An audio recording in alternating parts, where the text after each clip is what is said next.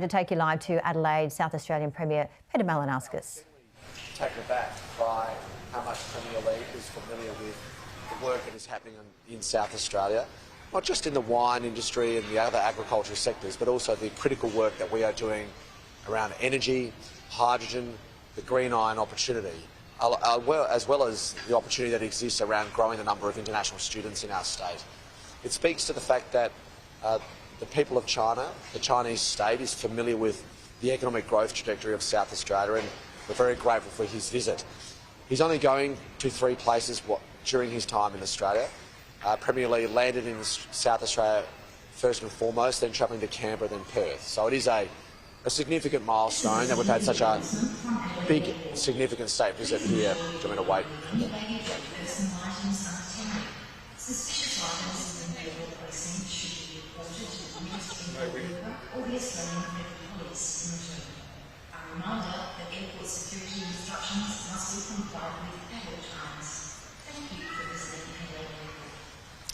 The fact that Premier Li is only travelling to 3 places in Australia, Adelaide, Canberra and Perth, I think does demonstrate that South Australia's economic trajectory is increasingly known outside of our own borders. Of course, the other news that Premier Li announced today, the fact that Wang Wang and Funi will be going home to China as expected, but then replaced by 2 new pandas, is very exciting. It is significant for the Adelaide Zoo. The pandas are a draw card, not just for South Australians, but for people around the country. They're the only pandas we see in the Southern Hemisphere, so it is a privilege for us not just to call Wang Wang and Funi home, but also seeing new pandas coming to our state. We were hoping. No, yeah, it's a good question. No, look, we've been working on this for a while. We were hopeful, but not expectant. So to have this news is something we're very grateful for. Wang Wang and Funi were always due to travel back to China after being here for 15 years. So now to know with certainty they are going to have 2 new replacements is something that's important to the zoo, but also for our visitor economy around the city. And while the detail is still limited, what can you tell us about what happens from here? Yep. I guess if you or other government officials got invites to go to select them, Yep. Can you give us a little bit of timeline? Well, today was the first critical step. The announcement that we will indeed have 2 new pandas is a big milestone, and from here the process will go through negotiations between the state government and the Commonwealth, and then also the Chinese government about the timing. Importantly, Premier Li made it clear that we would have a say in actually choosing the pandas that come here. It will be a male and a female, to say the least, and we look forward to going through that process over the coming months. We're in negotiations with the federal government. There was a modest state government contribution to Wang Wang and Funi coming to South Australia, and that will be true again. We will be doing that detail in collaboration with the federal government over the coming months. And is there an invitation to go? Sorry. Will you go accept the invitation to I think we might have other experts that will inform that judgment, but look, obviously I visited China last year. It's something we need to keep up, particularly as we now start to see those exports return, not just wine, but also our ambitions around seafood as well. I'll let other more considered individuals make the actual choice of the pandas, but maybe there might be a ceremonial role for me to play in due course. It's hard to say at these early stages.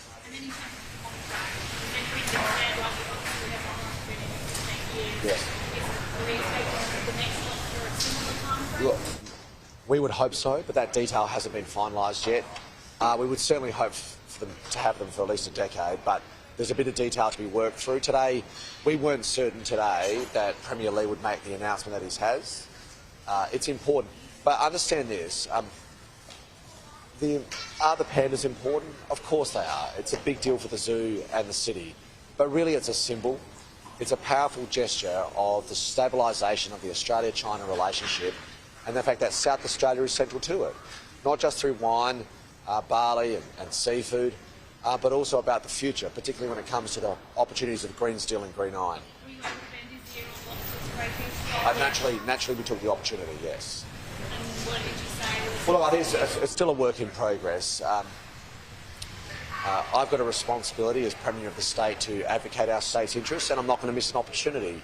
Over lunch we did discuss the green iron, the green hydrogen opportunity, and naturally I raised the issue of the seafood, and particularly lobsters as well. He did, yeah, he did. Look, Penfolds is an iconic brand throughout China. It has power. But it was also an opportunity for other representatives of the wine industry in our state to be able to demonstrate their capacity to supply high-quality product to Chinese consumers. Kind of come out of it today feeling like South Australia is on China's radar. I've actually made some big headway in terms of relationships with the Chinese and South Australia. Absolutely.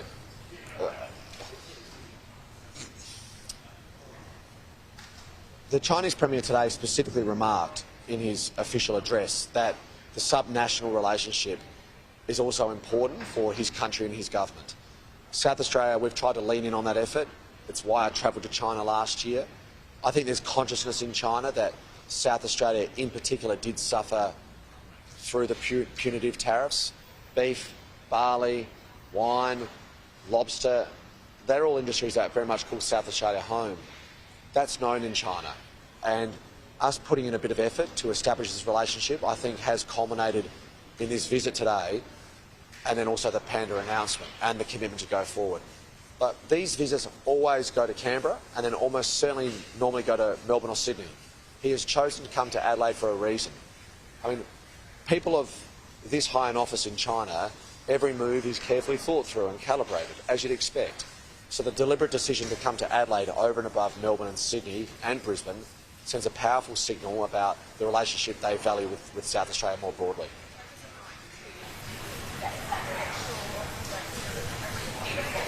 Yeah, we were, of course. Look, we wanted to put on, we ate over lunch, and again, we have to curate the experience of Premier Li very carefully, but also deliberately. Naturally, we wanted to demonstrate the wine industry, but we were able to offer Premier Li lobster over lunch today, South Australian lobster, and we do that as a gesture of our hopes and ambitions that we will see the ban on lobster trade lifted, just as the wine ban has been lifted as well. Yes, I did. Of course I did. Look, I just simply made the point that we very much look forward to the opportunity to be able to not just export wine in the way we now are, and barley and beef with those tariffs lifted, but we see lobster as the final step to be able to fully realise not just the stabilisation of the relationship, but a commitment to looking into the future.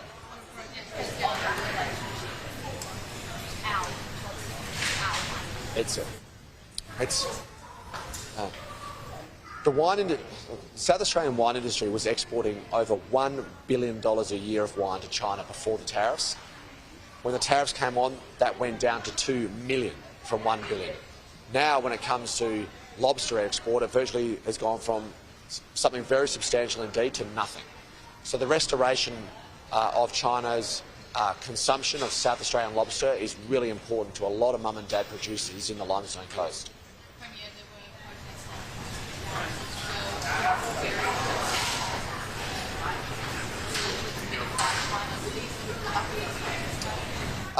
Look, not today. I have raised it on other occasions, and I know through formal diplomatic channels. But look, we are lucky that in Australia we celebrate our rights to express ourselves politically, including through protest. That's a good thing. That's part of our DNA. That's an important component of our liberal democracy, which of course is very different to the Chinese experience. But we will never shy away from our values. We will never seek to ameliorate the presence of protesters, even when they head of state visits, because they have a right to be able to express their views on Australian soil.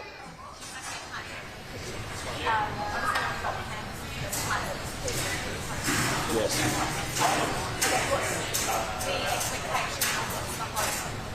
It's hard for me to say at this point, but we are hopeful that we won't have as elongated process as what we've seen in the past. But naturally, there's a lot of considerations. There's the choosing of the pandas, and then there's the quarantine arrangements and the licensing considerations. So it will take a bit of time, but we now have the firm commitment, and that's the most important step.